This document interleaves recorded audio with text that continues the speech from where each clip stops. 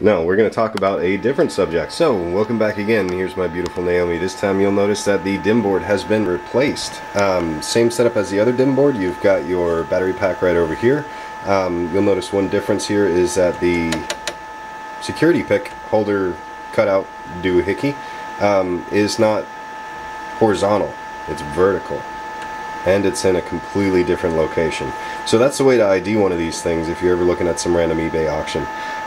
Also, they generally have the memory and then 256 or 512 or whatever. These boards can actually be used in more than just the Naomi. So right now we're only concerned with 256 megs for the Naomi itself. The other differences you'll see with this board is right on the front here. There's this serial I/O guy, which you can use for serial I/O if you really get bored and want to see some console output from this guy. I'm not sure what else you can do with it. There's an RJ45 jack right there for those not mechanically jack inclined.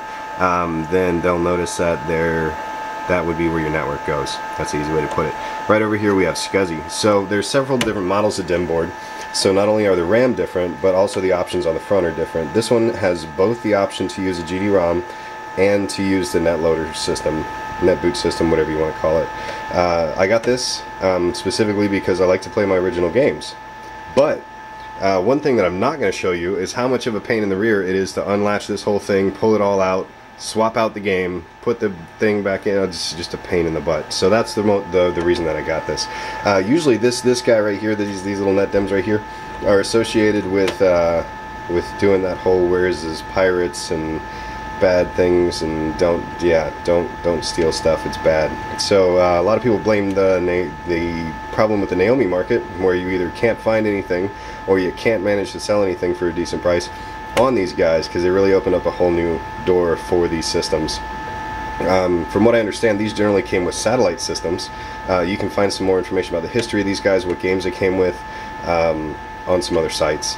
Again, this worked with more than just the Naomi system, so if you look up the DIMM boards and the Triforce and some other systems, then you'll find out that this went along with it.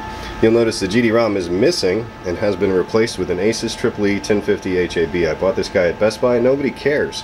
So we're going to go back over here. One of the things to do is we're going to reach over here, we're going to hit our service button again. Naomi's already booted. We're going to hit the proper button, go head into the test mode here.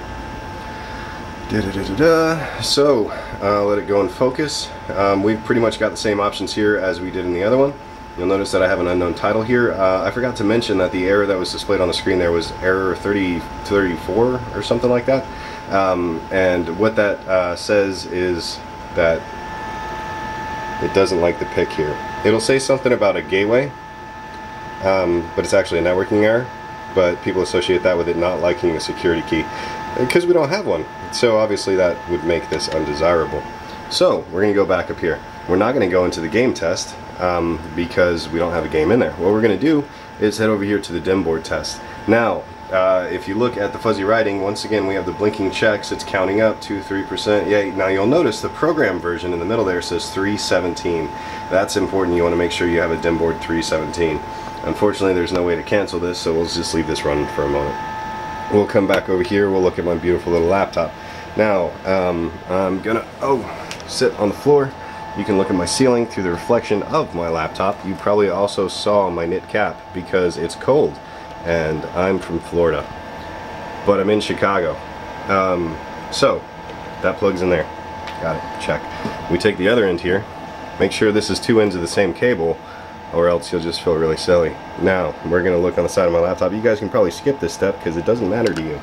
We're going to plug that right in there. So, you'll be able to see Naomi. You should also get cables that have the little thing attached here, but I guess I stepped on this before I decided to make this video, so don't do that, because then the stupid cable falls out and you really don't want that to happen. But it's going to help me illustrate a point later, so that's fine. So we've got that connected to the DIMM board. The Naomi up here, it's still doing that thing. It's 48%. That's taking forever. The batteries are running out of my camera. This is so what we're gonna do. We're gonna be back in a moment.